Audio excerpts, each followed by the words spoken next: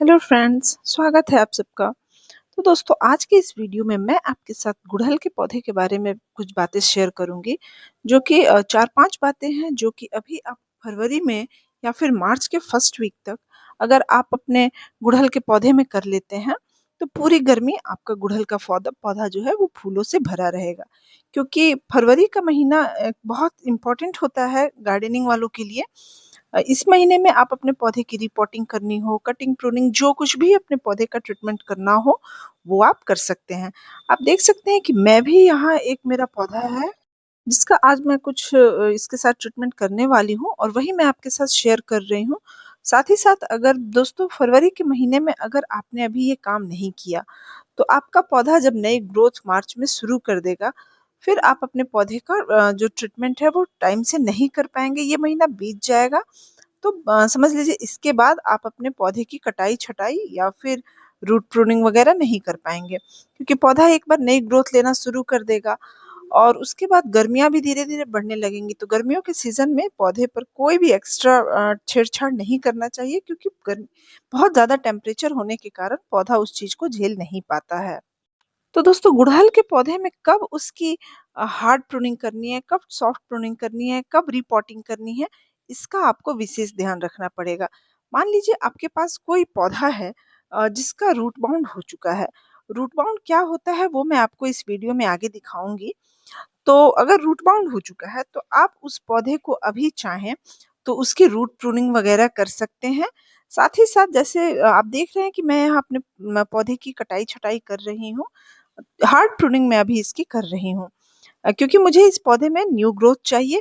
तो पहले की जो भी ब्रांचेज़ हैं, मैं उनको लगभग मैं यहाँ 40 टू 50% ब्रांचेज़ इसके कट करके निकाल दे रही हूँ। तो ये आपको डिसाइड करना है कि कब आपको अपने पौधे की ब्रांच प्रूनिंग करनी है, यानी हार्ड प्रूनिंग करनी है, कब उसकी रूट प्रूनिंग करनी है।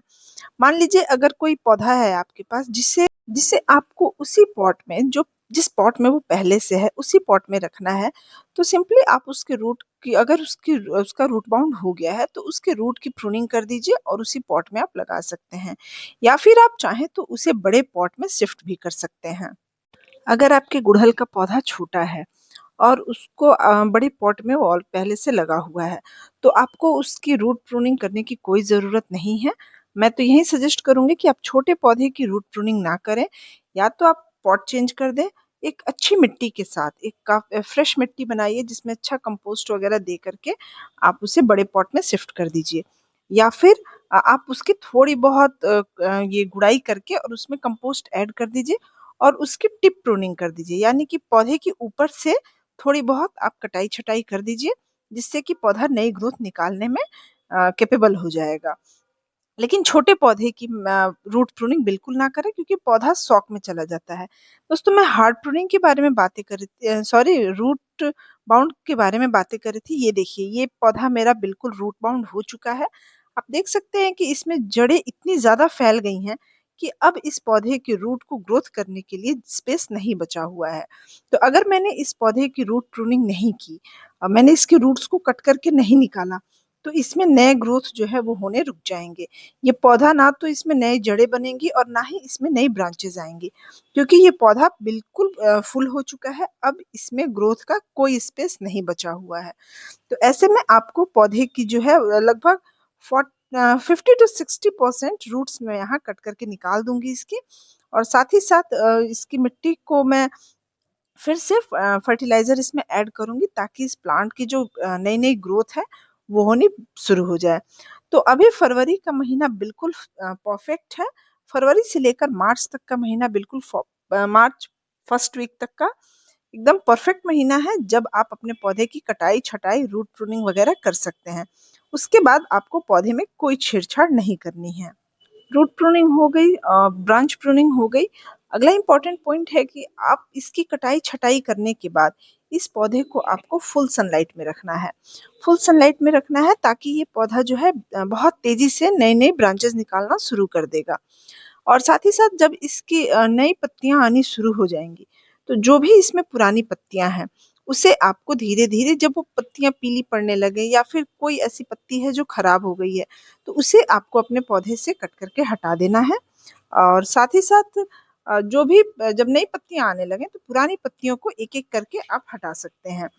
इसमें फर्टिलाइज़र कौन-सा ऐड करना है ये मैं आपको आगे वीडियो में बताती हूँ और साथ ही साथ इसके ब्रांचेज़ में नई जल्दी से जल्दी नया ग्रोथ आए, इसके लिए एक बहुत ही इम्पोर्टेंट टिप्स है जो आपसे मैं वीडियो में आगे शेयर करूँगी। तो वीडियो को आप स्किप मत कीजिएगा और देखिए बहुत तेज़ी से कटाई-छँटाई करने के बाद हमारा पौधा जो है अगर छोटा पौधा रहता है तो वो शौक में चला जाता है। लेकिन अगर बड़ा पौधा है तो उसपे बहुत ज़्यादा असर नहीं होता है। तो देखिए मैं अपने उसी प्लांट की मिट्टी जो पॉट की जो मिट्टी थी, उसे ही यूज़ कर रही हूँ। लेकिन अगर आपके पास फ्रेश मिट्टी हो, अगर जिसे आपने 2 से 3 दिन तक धूप में सुखा रखा हो, तो मैं आपको बोलूँगी कि आप वही मिट्टी यूज़ कीजिए। धूप में सुखाने से लगभग 70 टू 80% फंगस हमारी मिट्टी से निकल जाता है। लेकिन मेरे पास अलग से मिट्टी नहीं थी, जिस कारण मुझे इसी मिट्टी को यूज़ करना पड़ रहा है।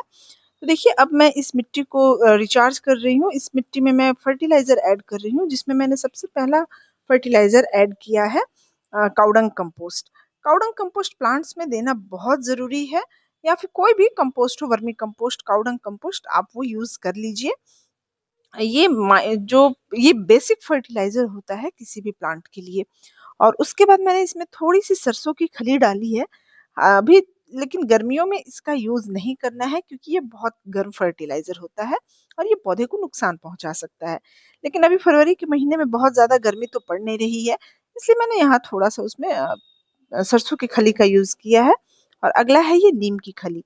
नीम की खली देना बहुत ज़रूरी है क्योंकि इससे मिट्टी में जो फंगस रहता है वो खत्म हो जाता है। उस लगभग 60% ये फंगस को खत्म कर देता है। तो और इसके रूट्स की ग्रोथ के लिए एक और इम्पोर्टेंट फर्टिलाइज़र है जो मैं आपको आगे दिखाती हूँ। उसे मैं मिट्टी में भी मिक्स कर सकती थी, लेकिन मिट्टी में मिक्स करने से ज़्यादा अच्छा रहता है कि उस फर्टिलाइज़र को मैं प्लांट के रूट के पास डालूँ, जिससे कि रूट से उसका डायरेक्ट कॉन्टैक्ट होता है और फिर पौधे की जो रूट्स है वो जल्दी डेवलप होनी शुरू हो जाएगी। अगर पौधे की रूट जल्दी बननी शुरू हो जाएगी, तो पौधा जो है नई-नई ब्रांचेज़ निकालना शुरू कर देगा और इसकी जो फ्लावरिंग है वो बहुत जल्दी रेडी हो जाएगी। तो देखिए मैंने इस मिट्टी को और भी बहुत ज़्यादा मैं इसमें कोई फर्टिलाइज़र नहीं डाल रही हूँ। बाकी फर्टिलाइज़र बाद में धीरे-धीरे ऐड किया जा सकता है। बस इसी बेसिक फर्टिलाइज़र के साथ मैं अपने इस पौधे को रिपोर्ट करने जा रही हूँ। इसके ड्रेनेज होल को चेक करना बिल्कुल ना भूलें।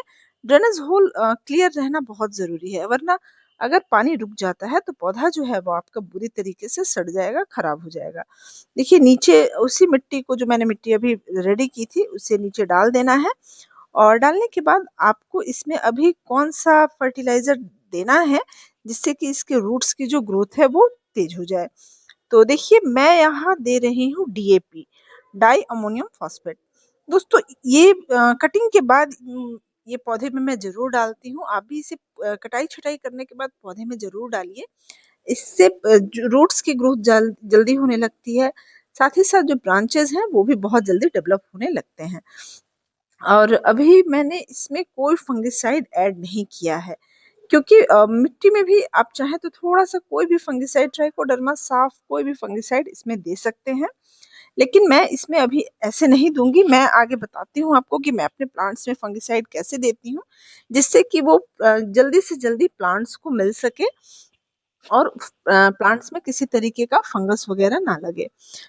दोस्तों प्लांट की जब आप रूट प्रूनिंग करते हैं तो उस केस में मैं आपको सजेस्ट करूँगी कि आप अपने पौधे को सेमी सीड एरिया में रखें, इसे फुल डे की सनलाइट में ना रखें। नहीं तो पौधा जो है वो शौक में तो है ही क्योंकि रूट्स अभी इसके काम नहीं कर रहे हैं बहुत ज़्यादा, तो ये अपने सारे पत्तों को एक साथ पीले पीले होकर के गिरा देगा और फिर आपका पौधा जो है फिर हो सकता है कि वो सरवाइव ना कर सके। तो इसीलिए 4 से 5 दिन तक आप ऐसे पौधे को सेमी शेड एरिया में रखें, लेकिन इस पे कम से कम 2-3 घंटे की धूप मिलनी भी बहुत ज़रूरी है।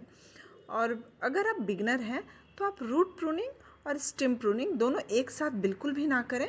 पहले या तो आप इसके ब्रांचेस की प्रूनिंग कर लीजिए और उसके 4-5 दिन बाद आप इसकी रूट्स की प्रूनिंग कीजिए, या फिर आप चाहें तो पहले रूट्स की प्रूनिंग कर लीजिए और फिर 1 हफ्ते के बाद आप इसके ब्रांच की प्रूनिंग कर लीजिए।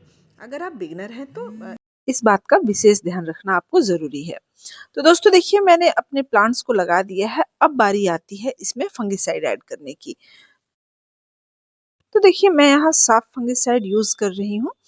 तो साफ फंगिसाइड को 1 लीटर पानी में लगभग मैं आधा चम्मच फंगिसाइड इसमें मिक्स करूँगी और फिर मिक्स करके इसके प्लांट्स के रूट्स में मैं इसे डाल देती हूँ, ताकि प्लांट जो है इसे जल्दी ऑब्ज़र्व कर लेता है और इसके रूट्स में भी अच्छे से ये पूरा फैल जाता है, जिस कारण से इसके रूट्स में भी फंगस लगने के चांसेस खत्म हो जाते हैं।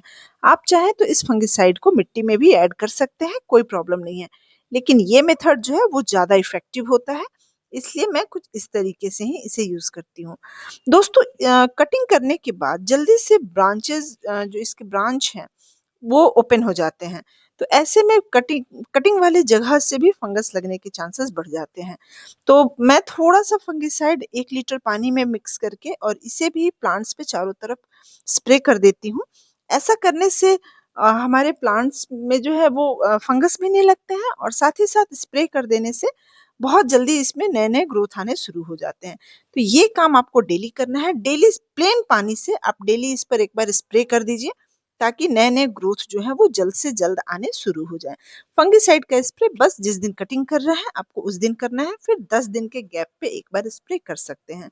तो दोस्तों मुझे उम्मीद है कि आपको ये वीडियो पसंद आई होगी और इस तरीके से अगर आप अपने प्लांट्स को रिपोर्ट करते हैं तो आपके प्लांट जो हैं वो खराब भी नहीं होंगे और उसमें नए ग्रोथ आने भी बहुत जल्दी शुरू हो जाएँगे।